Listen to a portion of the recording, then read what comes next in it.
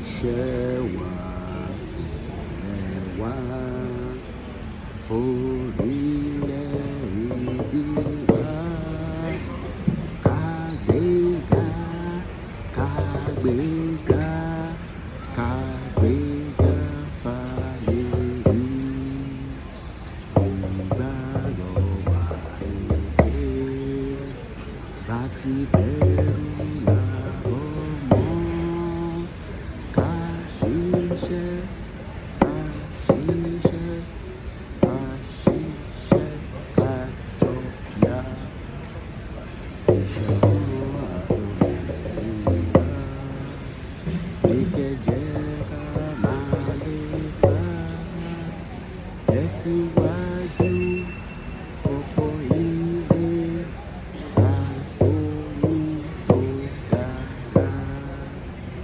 ọmọ Oòduà dìde bọ́ sípò ẹ̀dá ọ̀rẹ́ ìwọ ni ìmọ́lẹ̀ ògo adúláwọ̀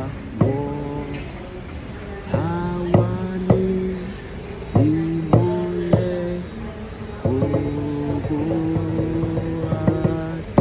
adúláwọ̀ àwa ni ìmọ́lẹ̀ ògo adúláwọ̀.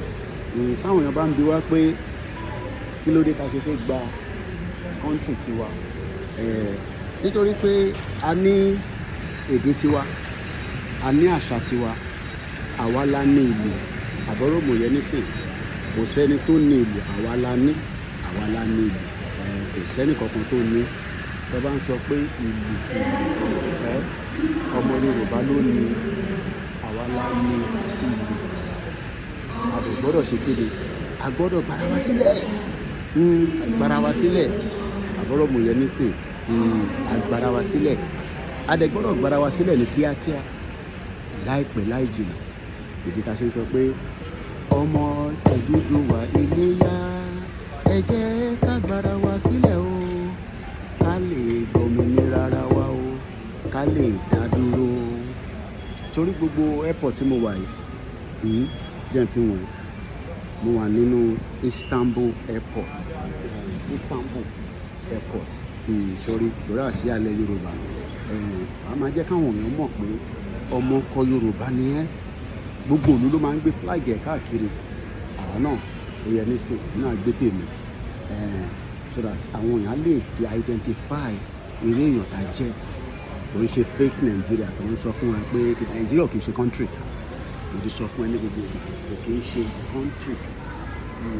country ni pé wà ní àsíá ti America ní flag tiwọn UK ní flag tiwọn gbogbo ìlọ ní flag tọ̀dọ̀ tiwọn so flag tilẹ̀ tiwa lélẹ̀ la fi pè ní Yorùbá country àwòrán ọmọ yẹn nísìn so àwọn náà ní àní flag tọ̀dọ̀ tiwa ìlú kọ̀ọ̀kan ló ní flag tiẹ̀ tó jẹ́ pé America máa gbé tiẹ̀ dání ìtọ̀dọ̀ tiwa lélẹ̀ nísìn tí Ọlọ́run ṣe fáwa náà la fi gbéra wa ní ọmọ Yorùbá bọ̀ púpọ̀ ní ẹ̀fẹ́ àṣẹ́kù títọ́ wọ́n lè ní òtítọ́ máa ń korò òtítọ́ ó máa ń korò ìjọ ta bá ti accept pé independent wa o kò sẹ́ni kankan tó máa wá fún wa ó yẹ nísìn torí pé nu airport Turkey ìnílé owó is busy extremely busy everybody is going different places èmi náà padà sí London after tí a ti ṣe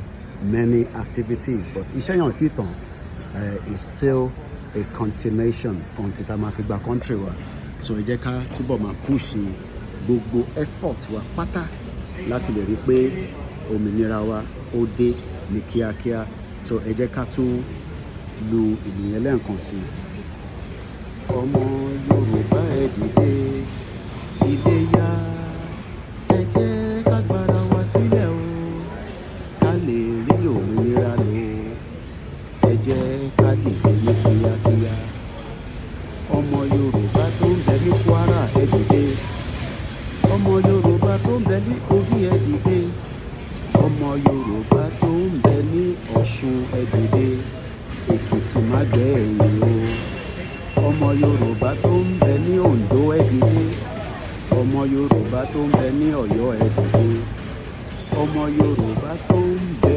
ní Ògùn ẹ dìde, ọmọ Yorùbá tó ń bẹ ní ìpínlẹ̀ Èkó ẹ dìde. Ẹ jẹ́ ká sọ fún àwọn olóṣèlú pé a ṣe Nàìjíríà mọ́, kò ṣiṣẹ́. A fẹ́ gba kọ́ńtírì tiwa náà, a fẹ́ máa ṣèjọba ara wa, a fẹ́ ní ẹkọ́nọ́mì ara wa, a fẹ́ dá dúró. Kò ń ṣe crime, is inalienable right, self-determination. Ẹ̀tọ́ gbogbo wa ni. Enough is enough. So má sọ pé ẹni tó wà láàbúrò nìkan, ìwọ tó wà nílé náà oníṣẹ́ tó lè ṣe. Polongo ẹ̀ wọ́n múyàn sí right ni mò ń ṣe níbí báyìí nísìnyí torí pé gbogbo ọmọ ìlú kọ̀ọ̀kan ló ní right tiwọn. So on that note, self-determination, no retreat, no surrender. Koiki Media, bringing the world closer to your doorstep from Turkey, nílùú Istanbul. So ènìyàn lè ilé lọ fi represent ara wa pé àwa ni indigenous people. Indigenous ọmọ náà ń pè ní indigenous. Ìlú yìí nísìn kò sẹ́ni tó ń lù, àwa la ní. Oyè nísìn èyí lọ́ ṣe ń pè ní talking drum. So àgbẹ̀ lè padà lọ sí UK láti lọ gbé fún àwọn ọmọ Oòduà tí wàá lè máa dùn sí mi létí lóòrèkóòrè. So kò sí alásọba tí wọ́n lè fi ìlú jí ọba. Ìlú ló máa fi jí ọba ládé ní palace. So ọmọ Yorùbá má dispute, má argue. Yorùbá nation is the solution. Àdèmàdélẹ̀ lórí agbára Ọlọ́run. So like so jẹ́ kí n gbé ìlú mi padà sí inú bag káwá wo kí ló tún lọ ní agbègbè. So mo kí gbogbo alẹ́ nǹkan sí. Self-determination is a right. So bí ṣe ń sọ lọ lẹ́ǹkan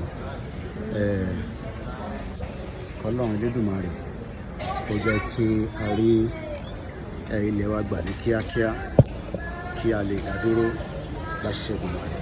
Èmi dẹ̀ mọ̀ pé dúdùn lọ́sàn máa so, dúdùn lọ́sàn máa so. So má jẹ́ kí èèyàn kankan fún ẹ ní any reason pé it is not possible. The Yoruba people will eventually have their own independent country, and we can be able to move forward and do exactly what many countries are doing. But being part of Nigeria is no longer working, and that is why we are saying let us exit now before it is too late. My name is Olami Koiki as I continue to report all the way from Istanbul airport. So I'm representing the flag in Ocean Front. Ìtàṣe ń pè ní country ni gbogbo country ló ní flag tiwọn, flag tọ̀dọ̀ tiwa lélẹ̀. So bó ṣe fine, right? You can see it, see the beauty of the flag. Bó ṣe fine, right? So nobody is going to give you your country. You got to fight to get it new. So mo rẹ̀ mọ̀ pé lágbára Ọlọ́run àwa náà máa délẹ̀ lérí àgbà country wa láṣẹ Èdùmàrè. Mo kí gbogbo ọmọ Yorùbá, mo kí bàbá Kítóyè, mo kí olóyè, mo kí YSDM, mo kí gbogbo media, mo kí ẹ̀yin tẹ́ wà ní diaspora, ẹ̀kọ́ àdúrótì, mo kí ẹ̀yin tẹ́ wà ní homeland. Kò gbọdọ̀ sú wa, kò tí gbọdọ̀ rẹ̀ wá until we achieve our desire and our goal. So as you can see, in this beautiful part of the world, many people are also doing the same thing. Gbogbo àwọn tó ń gbádùn lénìí nísìnyí tẹ́rin tó ń káàkiri báyìí lénìí, àwọn ọ̀ràn wọn ti jà fún wọn. Àwọn ṣe ní privilege láti lè máa gbádùn. Táwa náà bá ti ṣe tó yẹ ká ṣe nísìn, ìran tó ń bọ̀ náà wá gbádùn ẹ̀.